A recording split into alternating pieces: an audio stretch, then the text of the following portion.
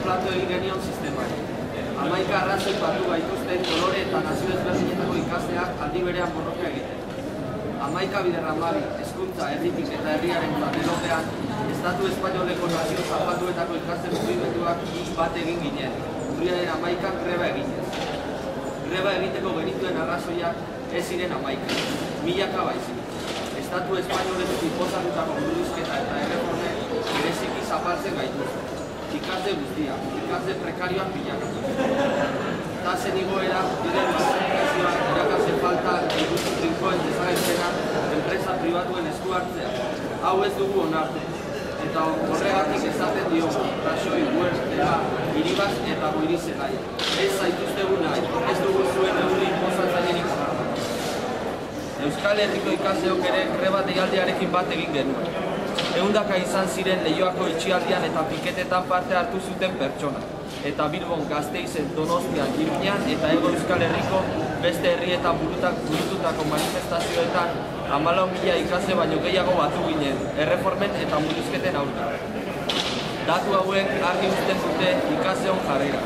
Hezkuntzaren privatizazioaren eta murrizketa sozialen aurka borrokatzeko prest gaude, eta ez dugu horretan etxiko.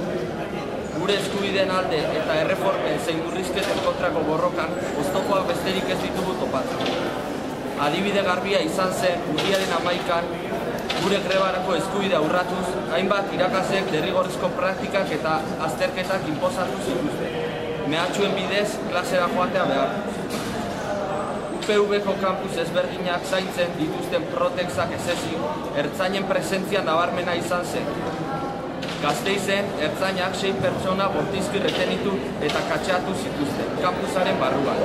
Hau guztia UPV-ko errektoretzaren baimenarekin noski.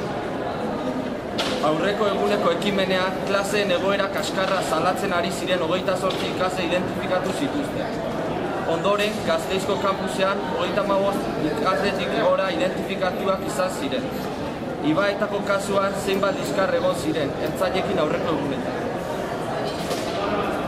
Hau guztia UPV-ko errektoretzaren baimenarekin.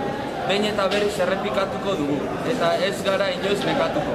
Indar poliziala kampusetik kanpora. Guztira, 11 biderramabi ekimenaren izenean, Hego Euskal Herria burutako mobilizazioetan 100 pertsona baino gehiago izan ziren identifikatuak, eta 93 eraikin publikoa okupatzeagatik inputatuak. Ugariak izan ziren ertzaina burututako kargak. Inigo Kabak hasi zuen gomazko pilota bezalakoak airean eta porrak eskuan ikasleon aurka oldartuz. Aski da, nazkatuta gaude, ez duzue ikasleria zapalduko. Ez zaigu inporta zenba Protex, Ertzain edo Nazional bidaltzen dituzuen gure aurka. Ikasle altxamendua hasi berri da, eta ez dugu erraz etxiko.